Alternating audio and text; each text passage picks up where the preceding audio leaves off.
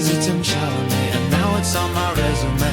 It's not my face they see, cause they don't know me, and that's okay. These are the parts I play, filling in plot holes with all sorts of roles. Cause there's no small roles, no small roles, no small roles. Welcome to No Small Roles. This is the show where I speak with fellow actors about their careers and about some of their smaller roles in big movies and TV, and how these roles were, in fact, not at all small for the actors who played them. Now, today's guest is my friend Stefan Sattler. He is one of the kindest, most unique talents that I know, and I haven't seen him for a whole lot of years. So, Stefan, welcome to the show. Hello, everybody. Hi, Ian. Nice to see you here abroad from very far away. So, thank you. Yeah, for where having are me. you? Where am I? I'm actually in my sound booth, which doesn't say a lot about where it is. It's actually in Belgium, close to Brussels, south of Brussels, in the nature. So you don't see the nature, but you see my sound booth. So, this is planet Earth. It looks like space. It is Okay. planet Earth, yes. And I have a microphone here. I can show you. Oh, it's so fancy. It's probably more, it's way more planet Earth than my country is right now. Yeah. Let's not get into that. Yeah, we won't get into that. Good to see you, though. I've been to that house in nature. Haven't I been there? Is it the same house? No, you haven't been there. Okay. There you had a house. Maybe yes, maybe, but I don't know. I can't remember. I'm getting old. Okay, I'm getting old too. It was like 20 years ago. But anyway, I haven't seen Stefan in forever. Yes. And it's been so long that I can't remember if I say Stefan or Stefan. Well, actually, it's German. So Germans would say Stefan. The Stefan. French Belgians would say Stefan, and the Dutch Belgians would say Stefan. Stefan. So that's the easiest one. Okay, you can pick Ian any kind, or Steven. Oh, I don't want to do that. No, I'm not going to do that. Stefan. I'm going to do that one. Okay. So everyone knows you, especially if they're in Europe, because you work a lot in Europe. They know you from a bunch of things, including Last Night on Earth, Tunnel Rat, and Café pour l'Amérique. Catnapping, which is his finest film, Je ne vous oublier jamais, Hotel 13, and Flanders Field. Or is it Fields? Did I forget the Fields? I knew I forgot something. Plan. Yeah, it's me. I didn't write it down. Plan Bart La Tour de Contrôle l'Infernal. It's been a while since I've attempted French. OVNIs or UFOs in English. Soil de Bunker. La Maison. Everybody Loves Diamonds. Estonia. This is not a murder mystery, and many, many other films and shorts, and you do stage and a lot of VO work, but that's pretty cool. You've done a lot, especially since I've seen you. Yeah, well, 10 years. I mean, I just looked at my CV. Do you say CV in English? Your resume. Yeah.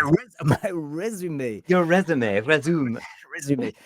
Yeah, it's about, one movie per year, which is, I don't think so bad for a guy who started late. I started at 35 in this business. I saw that, which is only maybe like 5-6 years before I met you, I assume. Yeah, I think we started. When did we meet? In 2025? In 2006. It was 2006. Okay, 2006. Well, yeah, probably a couple of years before. Yeah, sure. Yeah, I started really late. I wasn't meant to be an actor at all, so I didn't want to be an actor at all.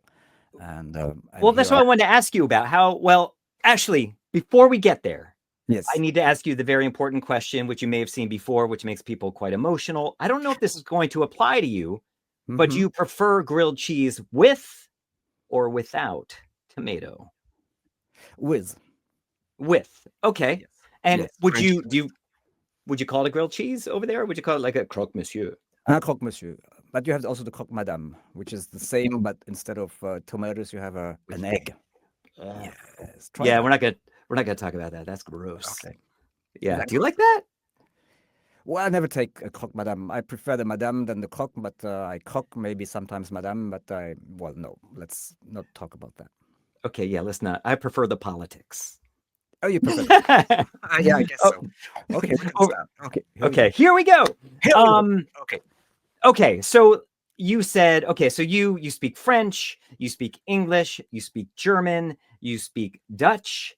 Mhm. So clearly you're a very smart guy. So you said at 35 you became an actor. So why would you do that, being such a smart man? Why would I do that? When I was 35, I wasn't doing any kind of cinema, or I wasn't even an actor. I was working in the advertising business, and I Okay. wanted to do some. I did some improvisation, just with a bunch of friends, and I wanted to make a direct a play, and but as an amateur, Mhm. and I sort of. Subscribed to a workshop, a summer workshop. I was working. I took a week off, and I did the summer workshop. And I thought, okay, I'm gonna make a summer workshop on directing actors, because I didn't want to be an actor myself. I just wanted to direct actors, or maybe make a movie as a director, but definitely not be an actor behind the camera, Mhm. or well, in front of the camera, I would say. And so I took this master class, but I didn't see the title. Or I misinterpreted the title, and actually it was a stage direction workshop. Okay. So I had to be an actor in that in that workshop, instead of being directing the actors. So I became an actor by accident, being directed by a Russian director. And I fell in love not with the Russian director, but with a young student, acting student, and at that workshop, and we Like a played romance? like a real romance, and we Oh, we we we, we rehearsed Chekhov, and we had a love scene, and the love scene became a real love scene. And then I left the oh, workshop with in my luggage the young lady, and this that kind of sounds terrifying. yeah, Literally in your luggage? in my luggage. She came back home, and we spent 3 years together and had a great adventure. But I also fell in love with the Russian director, in a sense, because he was, it was the only person I ever met who, taught me on Stanislavski, etc., etc. And Wow. I had no experience at all in acting, apart from a little bit of improvisation. Mhm. And and he said, "Well, oh, you want to become an actor, because that's what I wanted to become after that workshop. It was a summer workshop of a week, 5 days, 6 days." Mhm. And so I said, yeah. So I went I went to see my managers, and I said, well, listen, guys, I want to do some more theater acting. Your manager is in advertising. In advertising. I said, well, Okay. you pick it, choose either you stay, or you become an actor, or you can't do both. I mean, obviously, and I had a big, responsible job in that company, and then I said, okay, let me think, and I left, and I went, I walked away, but I had some kind of arrangements. Everything came together, like energy wise.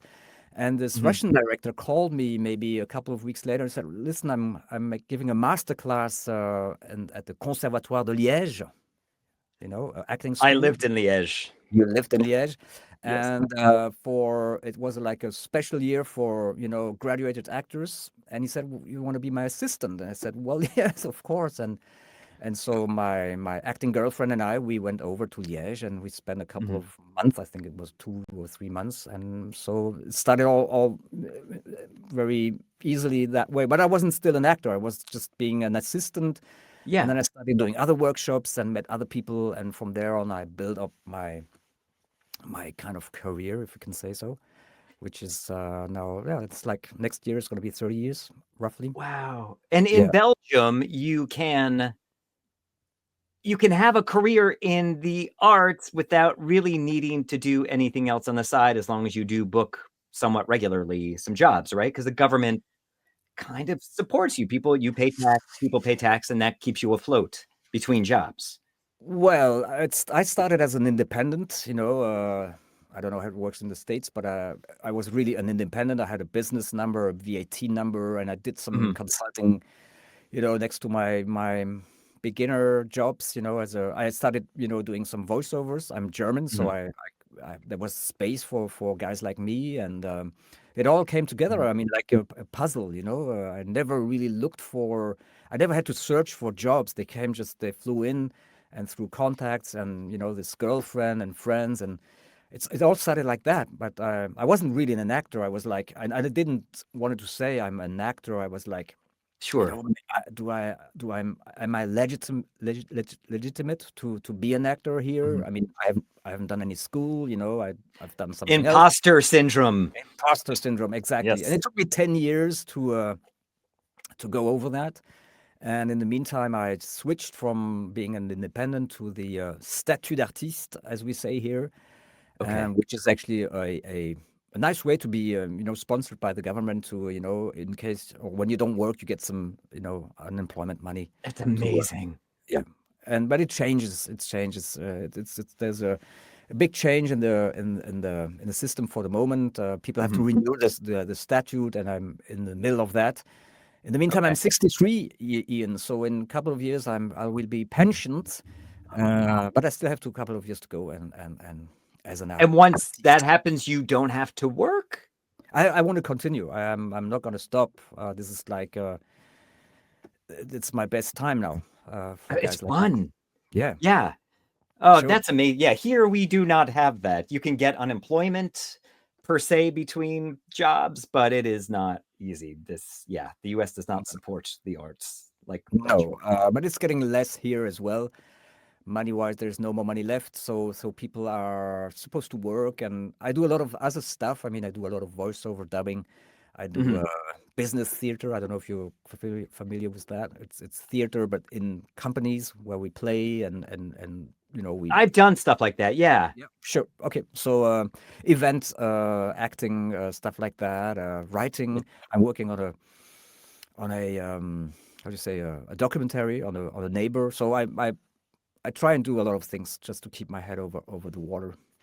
Yeah, just keep on creating. No, that's amazing that you can just constantly immerse yourself in the arts. Before we move on to the next section, we have a segment coming up, the Kiss and Tell, where people tell a behind the scenes story, which I think I had mentioned to you. Yes. Can you tease in one word what your Kiss and Tell will be about?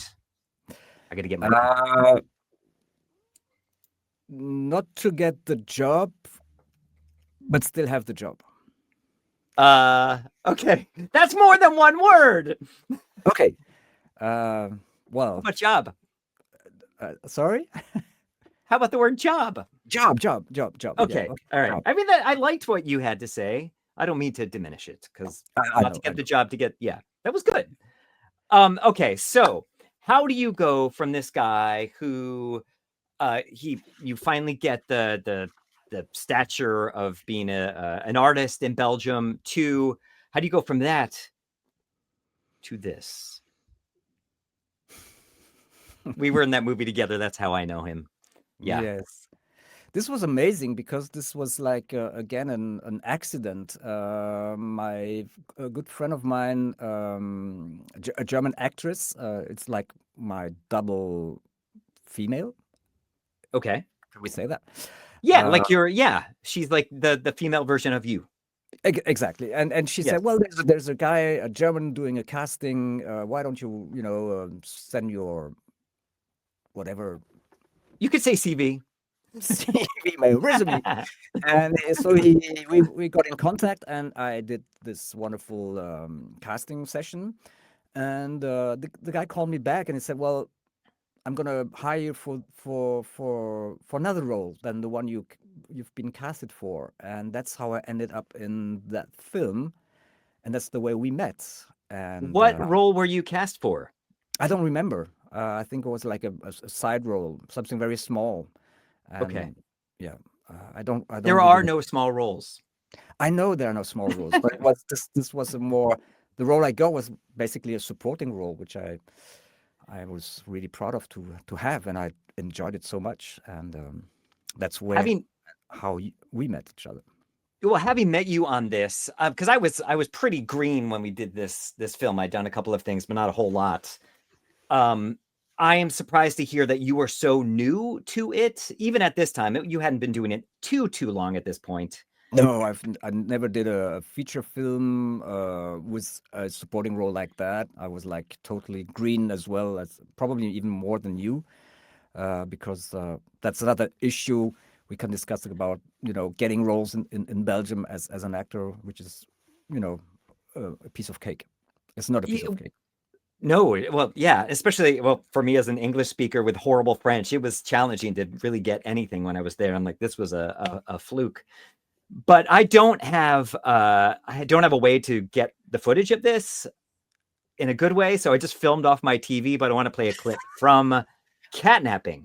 Catnapping. Listen, I don't want to interfere in your research, but I was on my way to one of my customers when I saw you standing here eating some French fries. So I was wondering whether I could have one of your frites. Yeah, no, sure. Please. Merci. Wait. Voilà. Excellent. You know, why don't you go ahead and finish them? I'm not that hungry. What about your research? No, it's okay. You don't mind? No, please. Okay. Hey, Carl, do you mind? Do you mind if I ask you a personal question? No. Do you have a girlfriend? No. Do you know anything about cats? I used to have a cat. Do you mind if I ask you a personal question? No. Please. Do you like instant noodles? Yeah, sure. I knew it. What I love about what you do here is that, like I said, when I introduce you, you're such a unique talent and you bring yourself to the table. Like this, the way you're doing those lines is not on the script. The lines are there and it's cute and quirky, but you hold your own space. You don't hesitate to have those pauses and you fill it though with such personality and this fresh take on, like, you're not like anyone else. I love it. I don't know. You were so new at that time too. So to have that confidence to do that is so impressive. Yeah, but I think I remember that meeting Torsten, the director, who is now sitting somewhere in England. I think he made it all so comfortable for us, and Yes, I remember that we rehearsed, and what we didn't rehearse was the French fries. We never did it with the real fries, and we so I think it's just I think we were connected in a way. We that's the way I think we could explain it. We were just there, and I remember that I don't know if we see it in the scene, but at one point there are some fries falling down, and we just play with it, and it's. I think we do see it. I think you look down. Yeah. And so we don't pretend. I think we were just simply there, and I think that's what I like. It's because we knew the lines, and I think we went over the simple fact that we were playing. We were just there and had fun, and this character with his accent, because for the audience to understand, I mean, I had to speak with a French accent. And, so which is, I mean, as a German, which was funny, because I had to talk like this, pretending to be a French detective, and it's so fun. I mean, it's all in there. It's like that's what I like also, this improvisation and controlling still, and being able to jump from from something like that's written into something like that. I think that's a really good point about just being present and having that connection and just being in the moment and going with it, because that makes all the difference. And I know for me, because obviously I hadn't been the lead in a feature ever, it was intimidating, and you just made it so comfortable, like you said, and Torsten as well. We shot this in Brussels, for those who don't know, in the summer of 2006, my first year in Belgium. Wow. So that's gonna be 20 years. 20 years. It's great. It doesn't feel that long ago, though. I think the movie... You haven't changed. I mean, you're still the same. You're so kind. You haven't changed. Oh, I definitely... I have a nice bald spot. And I'm a little gray, too. Okay. Yeah. And you got glasses. I got I think I didn't yet. Did I eat that? I don't know. I don't remember. It was so long ago. But so this movie, I think it eventually came out in 2009, but you did other things in between. Were you doing theater as well? Well, yes, but I'm not a theater actor. I was, my experience was really, connected to what I did at this workshop. And though through other workshops, I met other guys and other people, and we connected each other. And I made my own shows. I was in a duo with a friend who was, rest in peace. He's gone now. No, I'm And sorry. so we had a pretty nice experience. We did some very absurd things. Very hard to explain what it was. It was basically speechless. It was very physical, with a lot of music, with strange words. We invented languages, and from there we built our, like a mate, like Oliver and Hardy. This is the way we portrayed each other, and we rehearsed and rehearsed, and we continued like that, like a duo, and we did a second show, which then took place in total darkness. Nobody saw us, but heard us. So it was like doing Foley, Like Foley artists, like Foley in a film. artist in the dark, and we had some characters playing, and we worked with a Foley artist that was also in the dark, and the people were in the dark, so nobody saw us, and it was just fun. And we did Did you actually need to be there? I mean, you could. we just played it. I don't know. So sure, it was all unplugged, so nothing was recorded. We did it, we were sitting in the dark and we manipulated stuff, and we did like a show last year. We sort of dig out some of this material, and we did a sort of revival with a couple of friends, and invited other people to actually experience a different version. And it was like a little success, but we stopped it because simply it's so hard to get three guys on a scene for a long period. So Sure. theater is pretty complex because it takes time to rehearse and be available, and blah blah blah. No production. And you no make money doing theater in Brussels?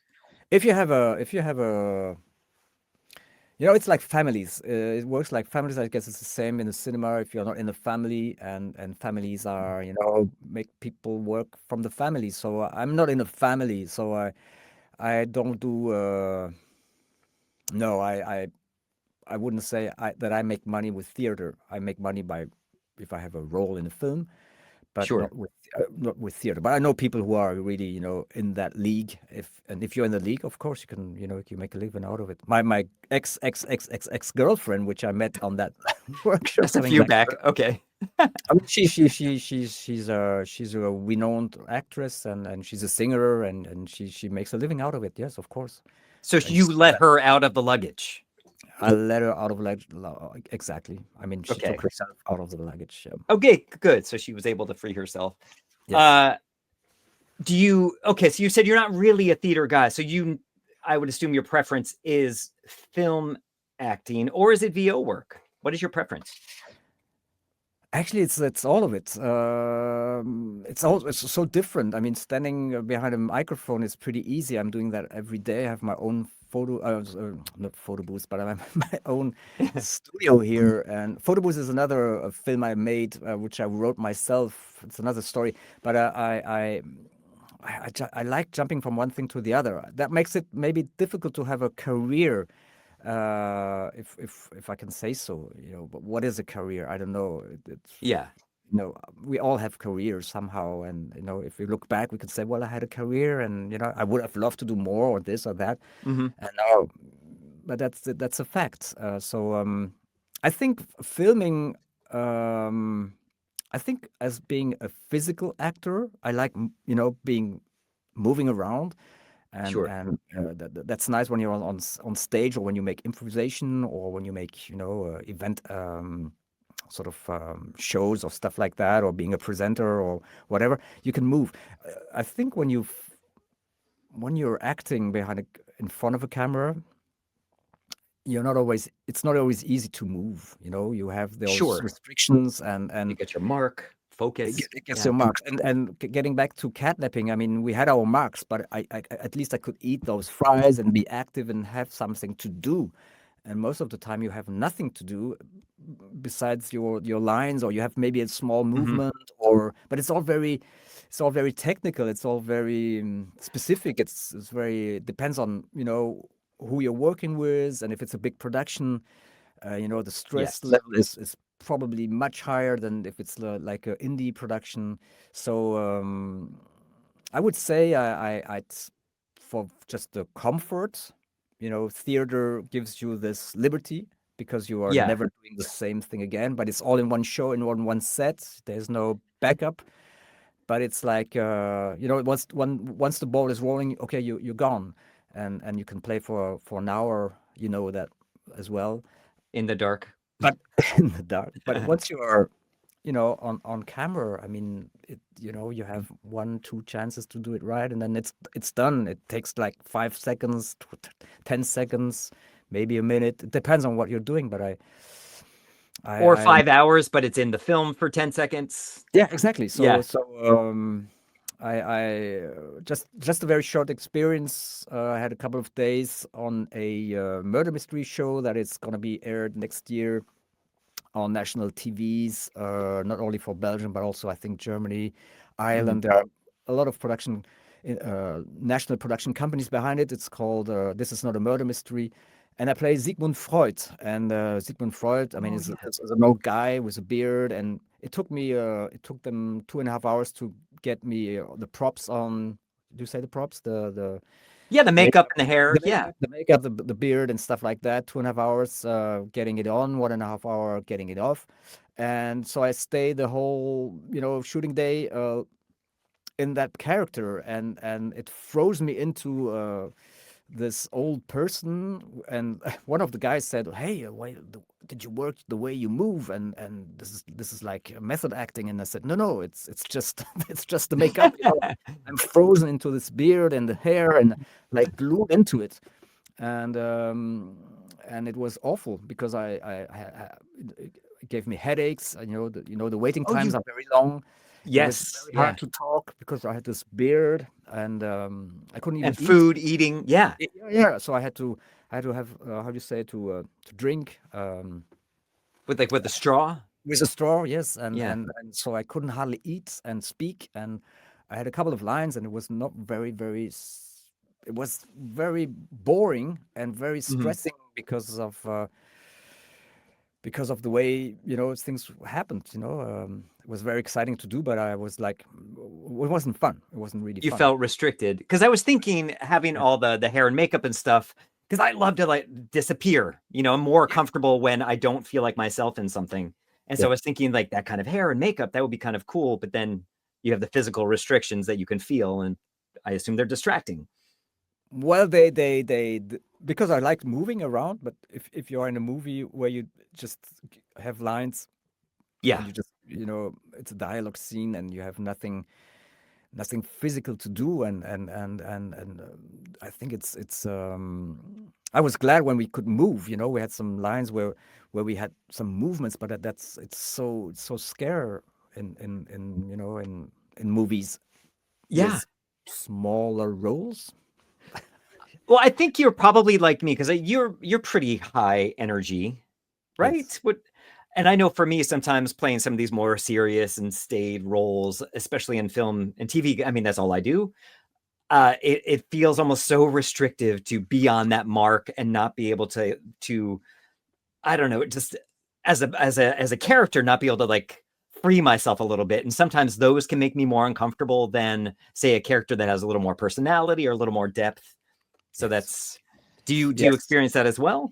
Yes, and I figured out, and recently I had, being a German in Belgium, native German, not Belgium German, to say so. Most of the castings I get as a German in Belgium are typecastings, and guess what? World War II stuff. World War II stuff.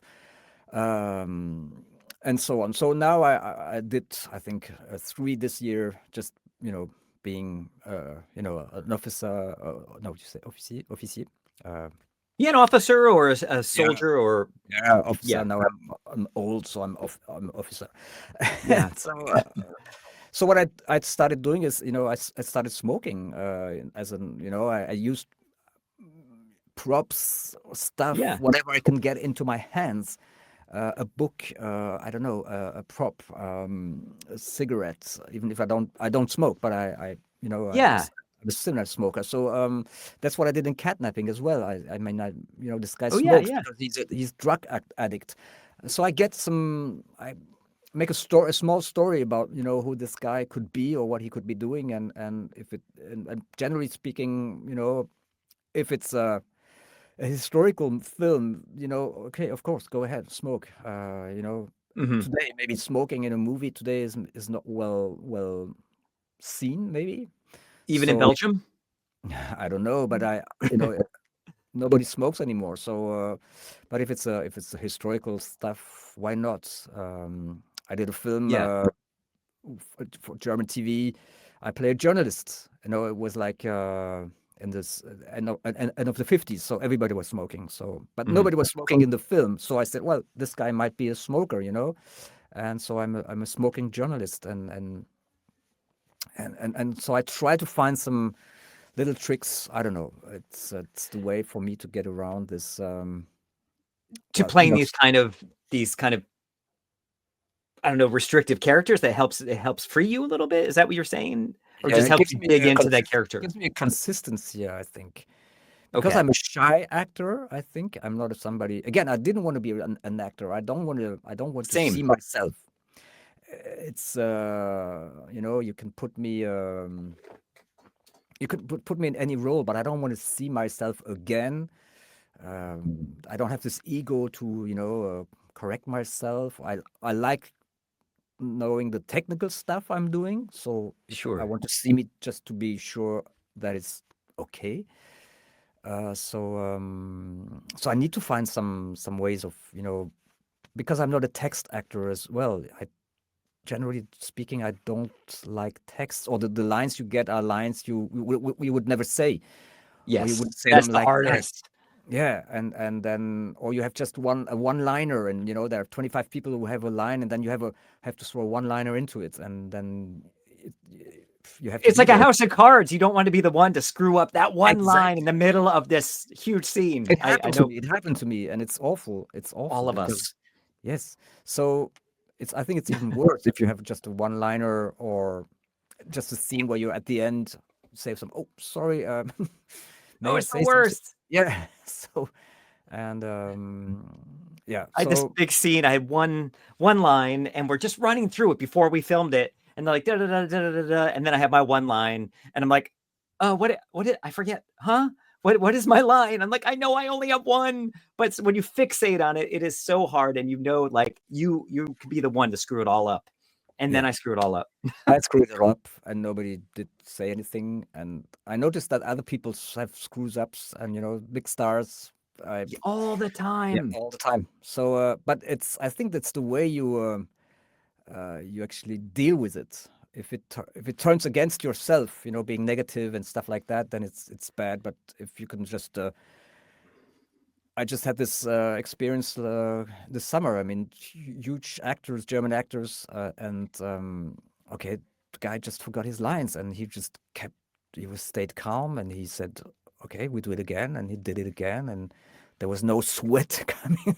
Nothing happened, nothing. But probably inside he was like probably also very nervous or disoriented. But Or annoyed with himself. Yeah. yeah, but if you accept it, I think that's the thing. Also, if you are, it's like a casting. You're always stressed because you want to do it the good way. But if you just go into it with no expectations or auto stress, in German we have a nice word. It says Kopfkino, which means cinema in your head.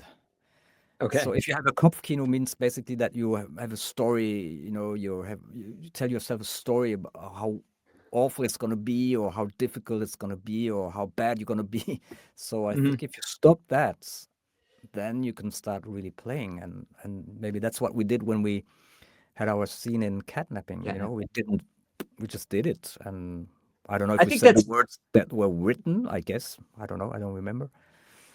I think there was a little bit of space in that, but I think that's also much easier said than done. I think it depends on the team and the freedom and the Yeah. comfort that you're given, say from the Yes. director and your co-stars.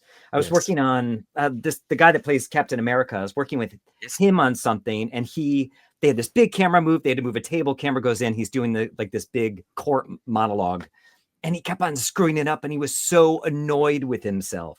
He was just Oh. like, oh, God. And it just got more and more tense. And then I Yeah. had a couple of lines that had to come after that. And he finally got the lines right. And then I'm like, I can't screw up now. That like put so much more pressure on me. Yes. I think I did okay, but I'm not super proud of my work in that. But whatever. It's out of our hands. Yeah, but what a stress, isn't it? I mean, it's just amazing. People who don't act or don't know how film gets together. I mean, this is, yeah, it's not always pleasure. It's very hard. No. I have a lot of respect for people who can stay and who have all these huge, lines and stuff like that. And I guess I think what helps is the atmosphere, and I don't know if Totally. if in the States you have these if you meet the actors you play with before, or, if it's a big actor or a star actor, do you have Like a I read like through or something? You mean like read when they, through, or do you just meet them just for the rehearsal and then you go and that's it? I mean, I like meeting. I like the meeting people. Being just breaking the ice before you Yeah. do the job? Yeah, and Totally. it's not just about being an actor. It's just about meeting people and working together and doing some. And in Belgium, it's a small country, and you have the Mhm. Flemish people, you have the Walloons, the French-speaking people. It's totally different. The Yeah. Frenchies are more, and the French Belgians are. It's like a family. Everybody's laughing. You can make fun. So you can warm. Mhm. Yeah, it's very warm. The Flemish are a bit more like the Germans, and the Germans are like the Little Germans, reserved. reserved. And I was in I was in Italy for a couple of shooting days, and it was during COVID time. Mhm. It was a big production, and it was so stressful because they took me from the cab into the trailer. I couldn't see anybody. Somebody brought me onto the set. There was huge team, and the director wasn't even talking to me. He was talking to the assistant, and the assistant was talking to me, and it made it all so heavy. And then you have to focus, of course. Then you have to focus and say, okay, whatever happens, I know my lines, and I just It's make fun out of it, of the situation, and say, well, Yeah. this is just so ridiculous. Hey, we're here, we're humans.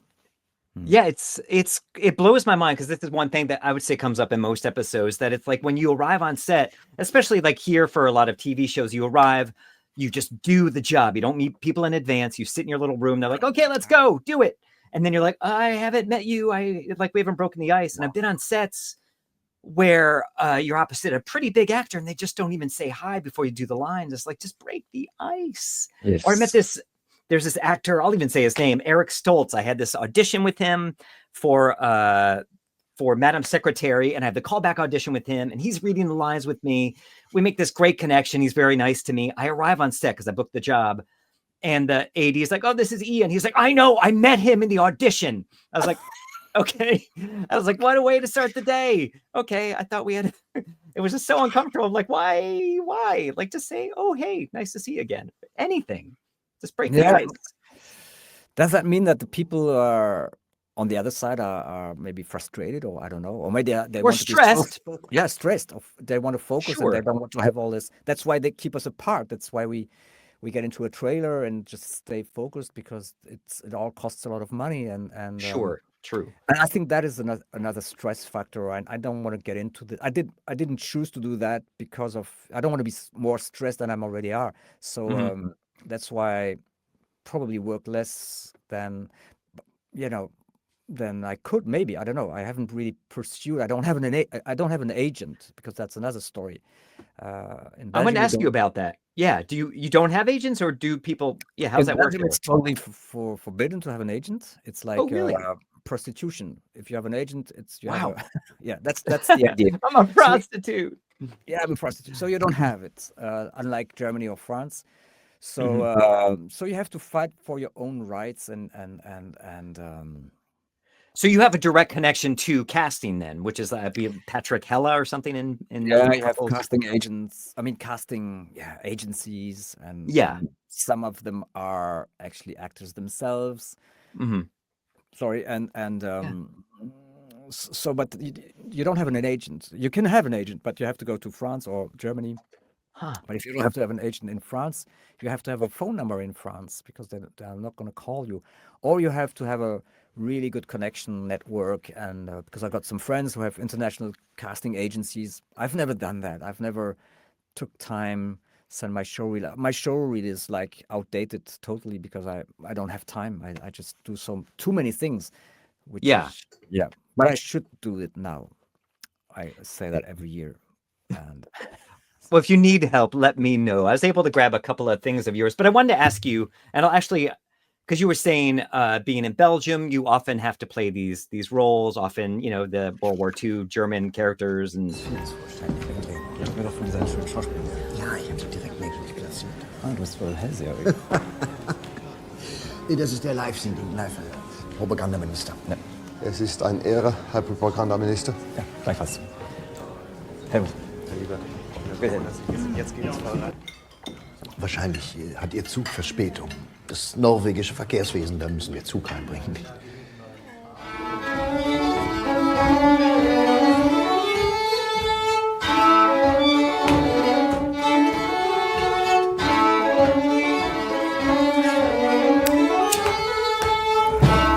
Zieh mich jetzt zurück. Gute Nacht.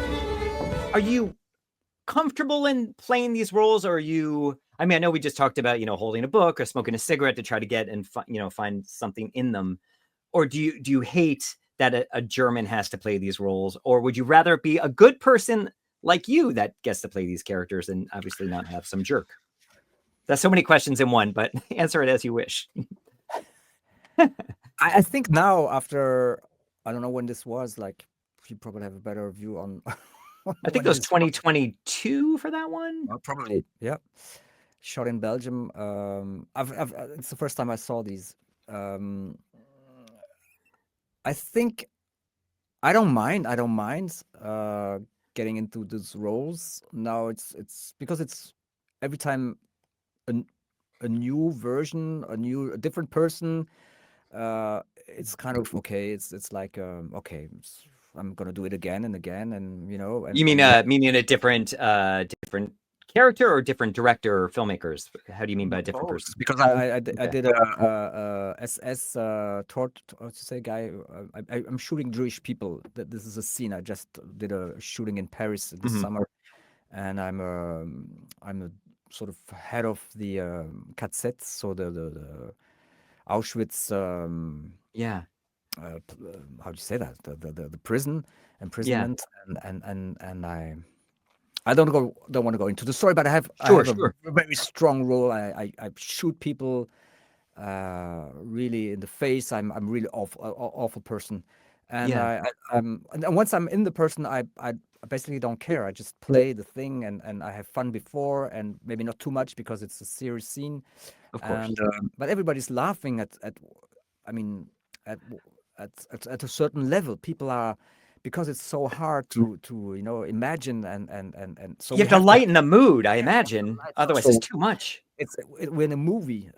We're not. This is not real, and Yeah. but I can only. I notice it's always coming back to me. Maybe I have this face, and and again, it's a typecasting. I'd love to play a different kind of characters, more nice people, but it always comes back to the bad boy, or I just had a role. I play an old garage mechanic. Which Because sounds kind of fun. yeah, it's fun. But it's because now now the age comes in as well. It's not only the way you look, but it's also your age class, and whatever, and how people project you. So Sure. I'd love to do other stuff than Germans, of course. But as long as World War keeps us visibly busy. I just got today, Ian, and this is Yeah. true. I got a script for a short movie. They suggest me and that's to play a Jewish pharmaceutic. I'm not sure what that is.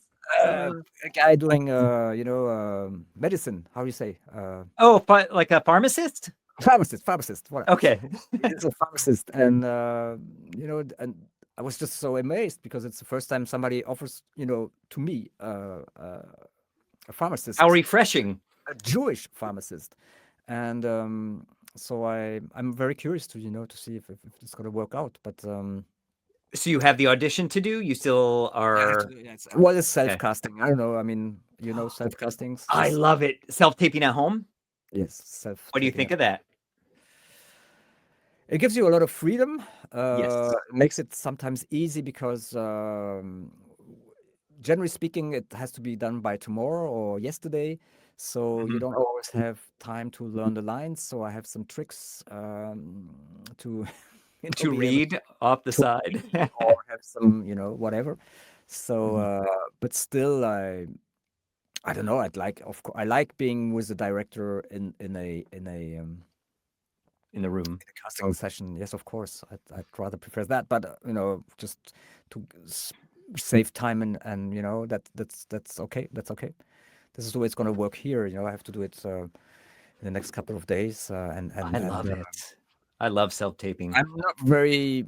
I bought a camera because I generally use my phone. Yeah. But I bought a camera and I need to make some kind of setup and I have a space to do it. And I like it because I can do it whenever I want to do it, and do it over and over and over again if I don't like it. But so you become your own judge. True.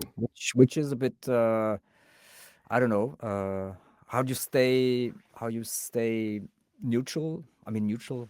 And fresh and natural. Yeah. I do all of mine right there in front of the Jurassic Park thing with a different background. But I love it. I love it. Takes all the logistics out of trying to get to an audition, bad weather, traffic, whatever it is that could get in your way, distractions in the room from other actors like, that want to be chatty. Yeah. I love the freedom it gives us. Yeah. And yeah, it's been like that for the last couple of years, I think. I've done more how do you say it in self-tapes? Self-tapes, yeah. We said self. Yeah. I want to ask you about this film, La Maison. I'm going to show a beginning clip. I'm not going to show any more of it. Are you comfortable with this? I'm comfortable with this. I mean, I figure you did the job, so obviously you're comfortable. But I want to ask you about it. How do you find that comfort level on that set? I would be terrified just because I'm my wife's never seen me without a shirt. But I'm going to play the beginning clip. You are dubbed because they don't have it. Okay. Interesting. Yeah, here it is. Yeah, so for an hour you can come twice. For extras, that's 20 euros more. For kissing on the mouth or a blowjob without a condom, that's also an extra 20. But that's not an option with Justine. No, an hour should be more than enough. So, thank you. Follow me. Okay, thanks. Yeah, tell me about what this role, how it was presented to you, the audition process, and how you accepted. Because for our audience, you play this character, and okay, it's a funny story. Funny? No, yeah, it's a fun story. I was approached by one of those casting agents I was talking earlier about, because we don't have agents. It's just an agent. It's the guy who's doing castings, and he called and said, I got a role for you in a special kind of movie. It's going to be a naked scene, but it's all filmed by a young French female director. It's about a book that has been written by a French author called Emma Becker, and it's the film of the book. And I said, okay, let's see. So, and I said, well, why are you calling me? Well, it's a German. It plays in Berlin, so we need a German guy. Okay, so it started again with this German origin. And so I went, and the casting scene was like the scene I did. We haven't seen in the film, which comes just after that. So I'm her first client. So the lady we just saw, she's actually having an experience. She's writing a book about diving into a maison close, so a bordel, as we say. I don't know how you say it in English. And she wants to have an experience, and she writes a book about that. So it's autobiography, and she's meeting her first client. I'm the first client, and of all her clients, and I'm German, and the whole film is actually filmed in Belgium and not in Berlin, and I'm the only German actor in the film. Wow. So, which we could not tell from your accent. I like your gruff voice. the accent of this wonderful voice. My God. You're like, hello. So that's how I made the interpretation, because all the other actors are not German speaking, and there's an international cast and stuff like that. And I guess I gave the director or the casting guy this idea of, wow, this is how a German, would talk to a whore, or I don't know if that's the right word, sorry, to a prostitute. Prostitute, And yeah. that's how it started. And then they were just like, okay, I was the only one. And so I got the job. And then I met the director. And we talked about it, the way she saw the film, and she talked about this book, and didn't read the book. And and the day, I think we started with the love scene. Okay. Talk about breaking the ice. That was wonderful. I met the actress, which is she's a famous French actress. She's also the daughter of a very famous French actor. And so we said, okay, hey, how are you? And hello, hi. And we just met a couple of hours before, and we didn't really talked about what was going to happen, and it was for me the first time that I was like totally naked in a scene. And I said, okay, this is going to be my first time experience. Is that the same I think in the States, they would be, people are, I think, more prudish here. Is that, considering it's Europe, people, I believe, are more free in regards to, nudity and stuff. It's in commercials. Did you feel discomfort doing it? You're like, whatever, this is me. We're humans. These are our bodies. Well, having discussed the whole thing with the director months before, I was like totally relaxed. Sorry, my stomach is doing a lot of noises. No worries. I felt really at my ease. It's not a porno film. It's not a porno film. No. And my scene is probably the less pornographic of all the other scenes. And I think I wouldn't have gone. I saw the film later, or just some.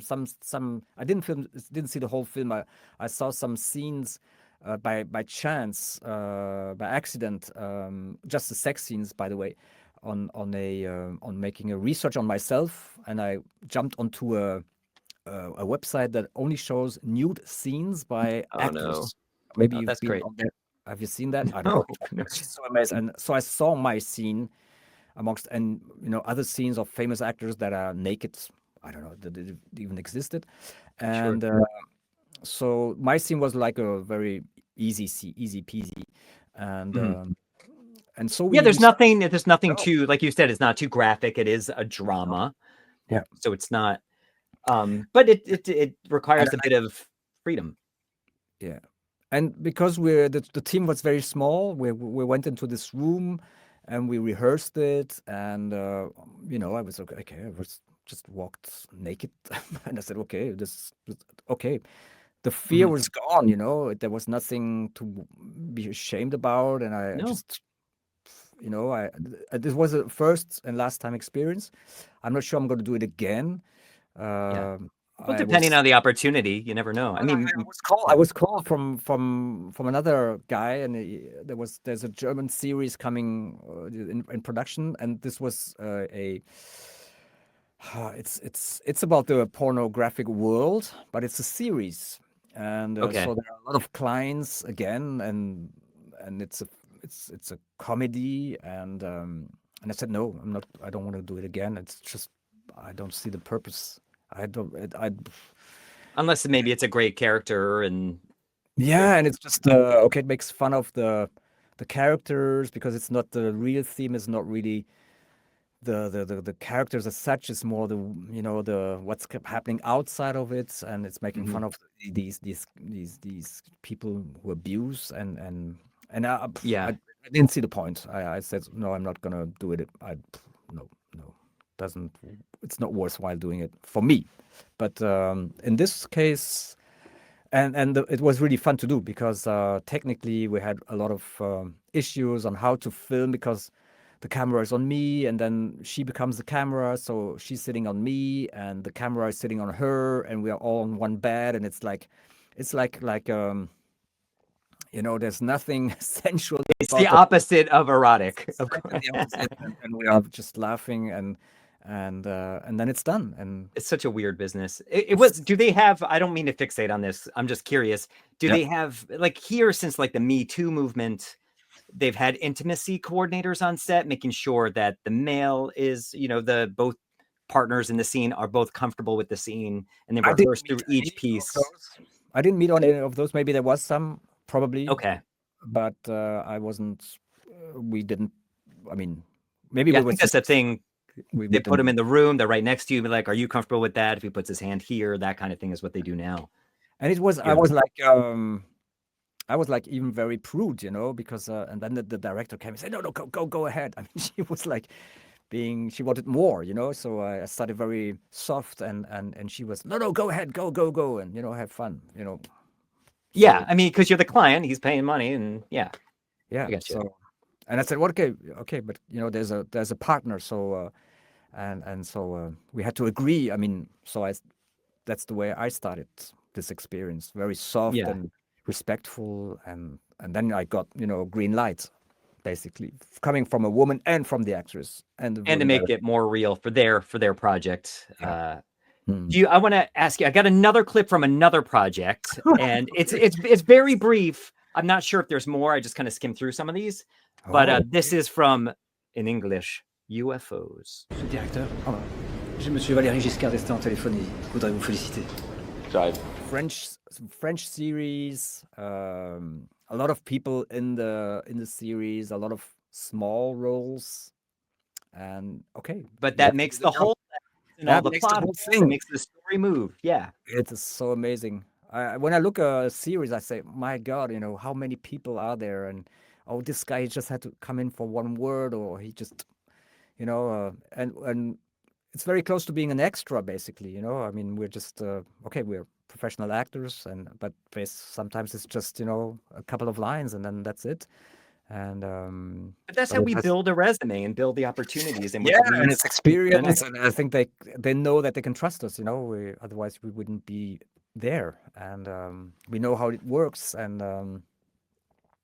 Yeah, just I was talking about this. I was playing this garage guy a couple of weeks ago, a couple of weeks months ago, and it was for an advertisement, but it was a really nice shot, for motor oil. But I'm this guy, this old guy, and I had lines in English and stuff like that. And the client was there, and he said, you know, we initially thought of a superstar doing this shooting. They wanted a star, a yeah, brand carrier. I don't know who would have, maybe a Formula One driver, a known person. And sure. then the director said, well, no, but we hired him because he's a professional actor and he knows the language. He knows how to talk to the DOP. He knows how to talk to. I mean, we know how to communicate, and we know the language. I mean, and I think this is a good way to summarize how it really works. And then the client said, "Yeah, that's true. I mean, yeah, you have this connection, and when when we know how it works, how we move, how the camera moves, how to get into the light, get out of the light, where to stop, and stuff like True. that. It's a grammar. We know the grammar. So and time is money. They don't have time to pay some big star to come in here and blow the whole shoot. yeah, and if it's an extra, I think the extra wouldn't know most of it either. He would be maybe doing it over the top or not enough. Or nervous. I don't know. I don't want to judge the extras. I think it's a hard job. I've been an extra when Yeah, me too. so I know how it works, and yeah. Yeah. So this is what we just saw. OVNI, yeah, it's French. So I can, yeah, I worked as a German actor in French, which is fun, so I can have this double identity, and so it's good for my ego. I have one more clip. It's from earlier, and then Okay. then we'll move on. I don't mean to keep you forever, but here's one more. I think this is I don't know. I really love this. This is early on in your career. Voilà. C'est parti. Vous allez nous manquer. Merci, monsieur le directeur. Alors, vos projets? Aucun projet. Ah oui. Je comprends. Vos enfants, vos petits-enfants, tout ça, hein? Je n'ai jamais été marié, monsieur le directeur. Ah oui. Alors ce sera l'occasion de voyager, de découvrir le monde. Je ne peux pas, monsieur le directeur, à cause de ma tension. Ah oui. Ne quittez pas, hein. Restez en ligne. Voilà.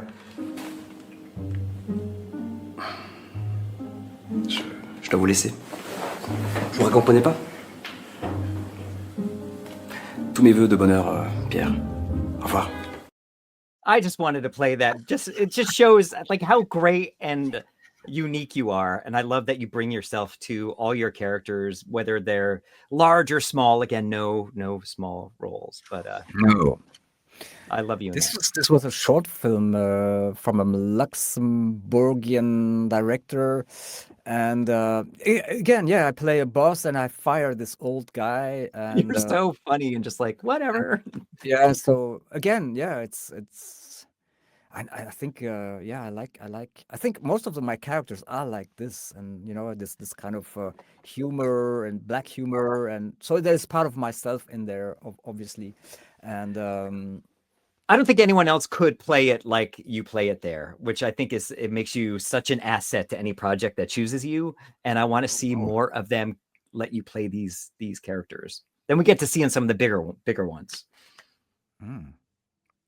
I'm talking to you, casting directors. Hire him for more of these. So I want to move on to, do you have any advice for up and coming actors, whether they be in Europe or anywhere, on things you wish you had known coming up, or just any sort of advice for up and coming actors? As I started late, there's no late. I think if it's the moment, if you feel the moment, go for it. Don't be ashamed by what you do. It's trial error. It's I don't say that you shouldn't go to a school, because I think you learn a lot of things, and I missed school, but I know also that schools may put you into a box, and so I have more freedom probably because I haven't been in school.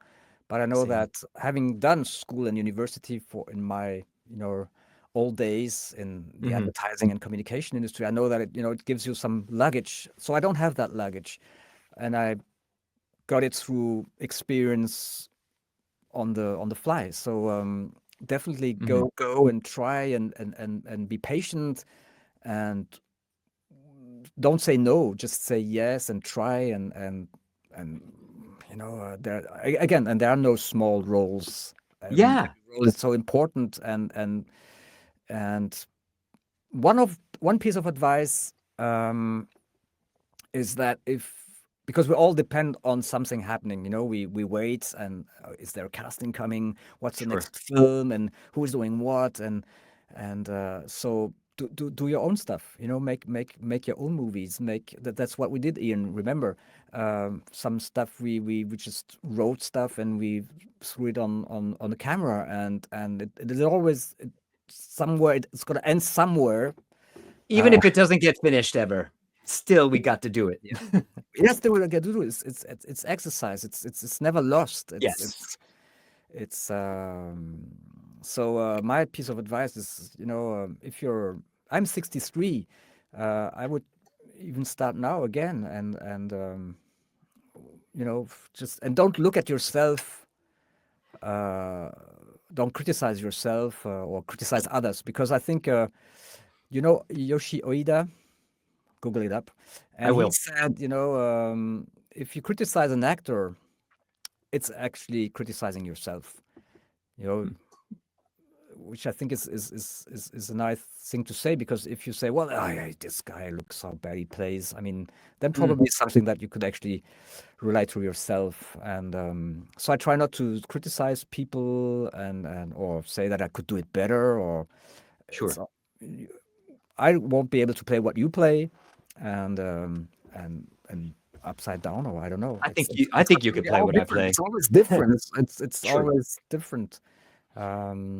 And we all have something different, like I say about you being so unique. We all have something different to bring, and feel free to bring that, because that's what makes everything that we do so interesting, is when you bring yourself to it. And none of us are the same. No, and you are unique. So I don't know about that. I'm like, yes. I only know you. You look the same though. In 20 I years, lost all my hair. Look, I had some more hair. Go back to Catnapping. You told me you shaved it for this audition. I mean, for this this conversation. Yes. Yeah, I totally have. We've been over this. Do you have any hocus pocus, anything you do on set to get in the zone before you're about to film or do a scene? Yes, I warm up physically. I exercise. I try to sort of cool down my body.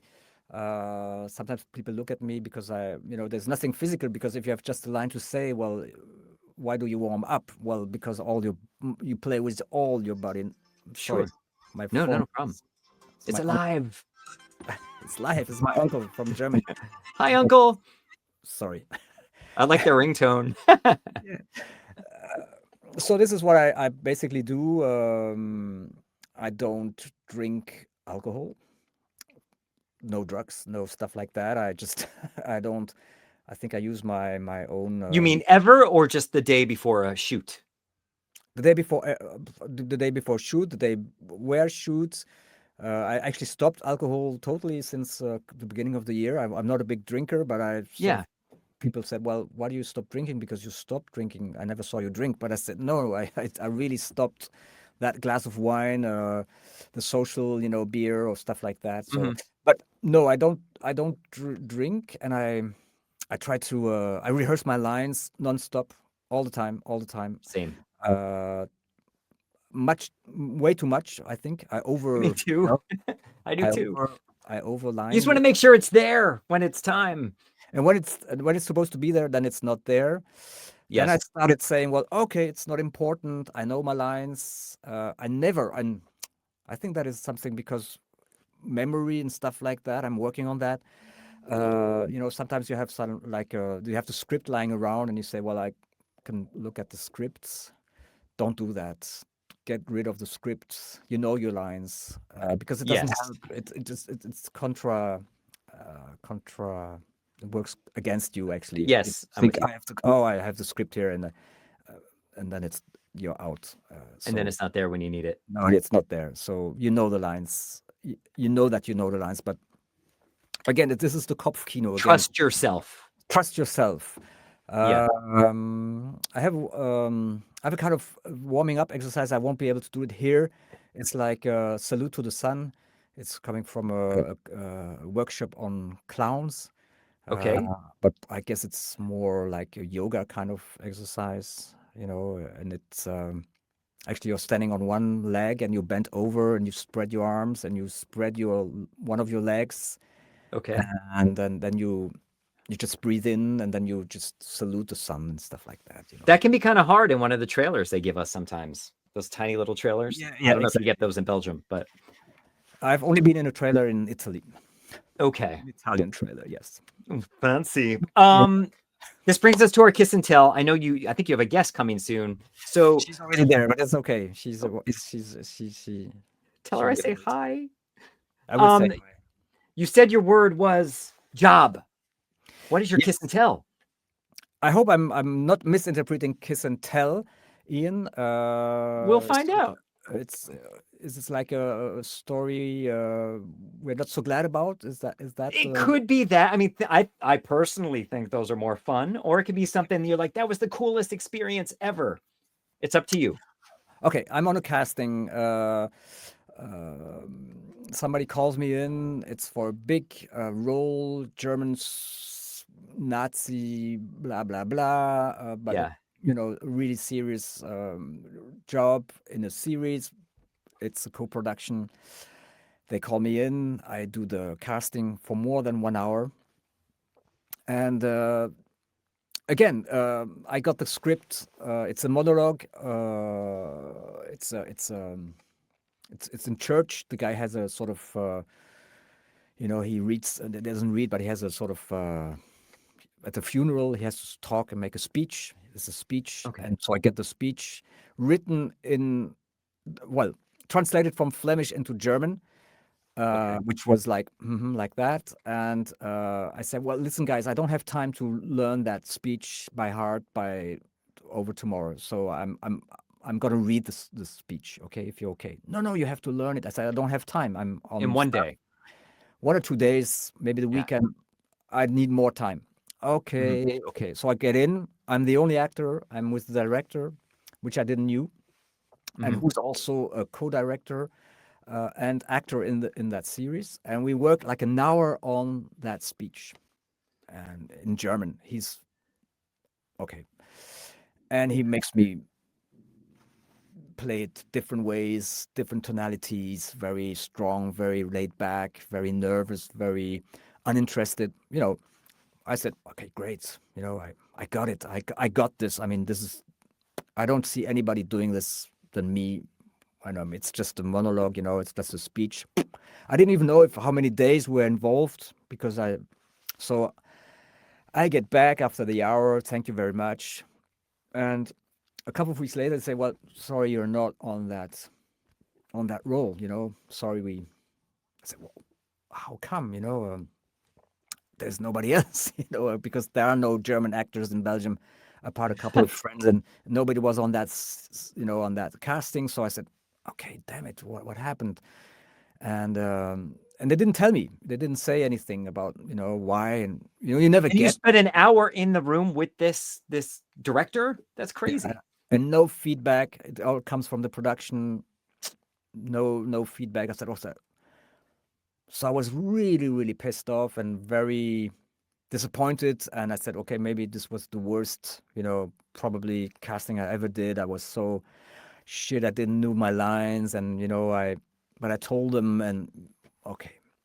And a couple of months, 6 months later, somebody calls from the production. Hey, listen, are you free for the? We're missing an actor for the shooting.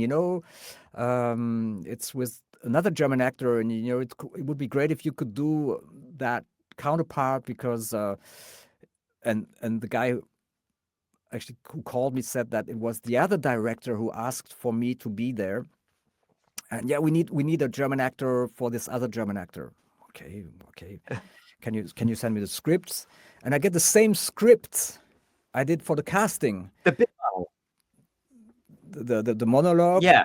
But more than that, and actually, I'm actually an actor. They chose me as an actor to play with the actor who actually did that booked it. The other, yeah, for the casting, I failed. So I was like in the same scene, but with, that's so awkward. Yeah. So I said, okay, this is really embarrassing because I'm going to be having this little small role, playing against this super role I was casted for, and which I didn't get. And sure, how embarrassing, it's like it's not a promotion, it's really. So I said, okay, and I had literally hardly any lines to say. I was just there. It was nearly like an extra role with a couple of words or lines, glorified extra. Yeah. So I said, okay, maybe they made me a favor, or this other director who I worked with was like, maybe, okay, let's give him something to chew on. And then I met this other actor. I Googled, I didn't I didn't know who he was, and he's a Sure. famous German actor. I've been out of Germany for so long, so I don't know everybody there. Mhm. And I said, "Wow, what a guy! What an actor!" I mean, I totally understand why they chose this guy, and then we met for the first shooting day, and he was just great, and so I said, okay, this is like you got a job. I mean, I didn't get a job, but I got a job, and I was able to play with this guy, and we had a nice. And I think I was like a supporting actor to this guy because he didn't Yeah. speak Flemish, or it was all in English. We played in German, but so I think it was like they did me a favor, but I was disappointed in the first place. But then I sort of had it all, coming together in being there as a sort of nearly like a coach. I was like because the guys, Yeah. well, we were having discussions on how we would actually,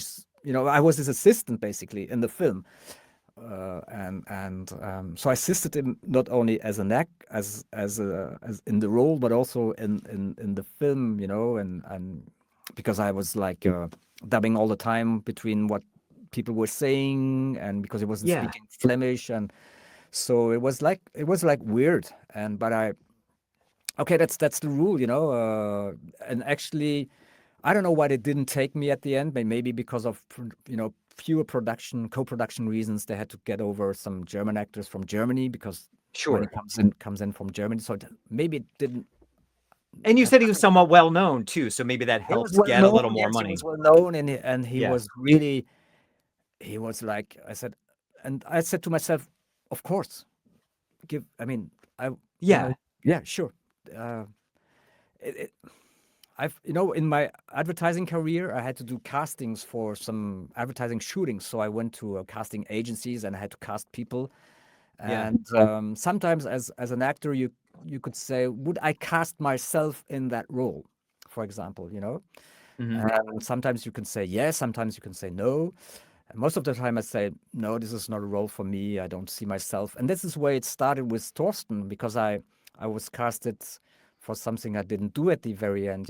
He switched his mind. He gave me a role, much more important role than initially foreseen. So maybe some piece of advice: don't gamble with that. Don't gamble with asking Don't. yourself. Don't Yes. ask yourself if you fit that role or not. It's not your business. It's just Exactly. stop asking these kind of questions, or telling It's me. up to them. It's up to them to not cast us. If you get the audition, you're like, this isn't me. Just Yeah. If they sent it to you, there's a reason. Give it a try. Yeah, exactly. And stop comparing yourself. It doesn't make any sense. But it took me a lot of experiences and stuff like that. This is a recent experience of this year, and I'm really glad that we did it. I did it. Wasn't I Yeah. got 3 days, which were Made some money. I made some money, More met some nice connections. people, and have another Nazi officer somewhere. Yay! We'll make you a real, just a plain German Nazis. Yes. Yeah. So, That'll play well. When we lived in Belgium, I had an audition in Hella's office. It was a callback audition for this movie called The Expatriate, starring Aaron Eckhart. Yes. And it was supposed to be the scene where, like, first I'm this businessman, and then it turns out I like backstab him when we have this big fight, and I try to shoot him, and he strangles me with a necktie. And I work with the director, and he's like, at the end of it, he's like, this role is yours. I leave the audition. I go home to tell Cap, I'm like, I got this role. I'm like gonna be in this role. Like, no one's gonna believe me in a fight with Aaron Eckhart with these muscles. But I'm like, whatever they think. I never heard a thing. And I didn't get that other role like you did in this German, or this movie you're just talking about. So you just never know. You never know until you're on set. Yeah. No, it's I don't know. It's a lottery sometimes. So you have to do a lot, and never say that it's a waste of time. I think it's our job to go and do castings, whatever. I think it's do our best. Yeah. Yeah. And you make 5 and you get maybe 1, or you make 10 and you get 1, or 20. Exactly. I don't know how it's going on for you. The business is really slow after the strike we had. And yeah. so we didn't have strikes here. So it's Yeah, we're crawling our way back. Do you before I let you go, is there any, well, actually, two quick questions. Any dream opportunity? What would you love to do that you haven't done in this business? Horse riding. Okay, a role with horse. Not even one of the German officers has not done a what? No, I would like to be a Western. I want to be a All Western. right. You're in the wrong country. I know. I actually wanted to do a Western myself, write one, and act in one. You should. Oh my God, I'll come over. I want to be in it. Yeah. Okay, So, we'll talk. That's for sure. I don't see any other. I mean, I don't know. I don't have any dreams, specific dreams, but that would be one, definitely. Certainly, when you think about Robert Redford. Yeah, rest in peace. Rest in peace. Yes. Do you anything you want to promote? I saw on your IMDb there's something called Blob coming out. Well, anything else? Anything coming out you would like to mention before you leave us? I don't even know what that is. Okay, he's in movies he doesn't even know about. Yeah, I think it's a short film. I don't know. Oh, I think it's a voice. No, it's a voice. Okay. It's a character voice. Do I want to promote anything? Yeah, anything you're like, keep an eye out for this, or just keep an eye out for you in general on a horse. Keep an eye on me on a horse, yeah. That's all. Watch out. Coming soon, maybe. I don't know. There'll be more. I'm working on a solo show. I want to make a solo show, and that's something like a live show. Like a live show, yes. Okay, that you're bringing to the U.S. That's gonna be hard. I don't know. Okay. I don't even know in which language it's gonna be. You know, is it German, French, English? I don't know. It's about a German guy who tries to make French people laugh. That's the storyline. Okay. All right. I'll be curious too. Yeah. What's that? That would work on Broadway. I'd come see you in New York. Oh, great. Okay. Come to New York. Okay. All right. Thank you so much for your time. No, thank you for this 1.5 hour with you. Hey, it's I know, amazing. it goes so fast. Thank you so much. Hang on for 1 second. I'm going to say bye to everyone else. Like, share, tell your friends. Check out Stefan's work on IMDb, and it's Stefan Sattler. Did I say the last name right? Sattler? Sattler. Sattler. S-A-T-T-L-E-R. Okay. You'll find it, everyone. These are the parts I play, filling in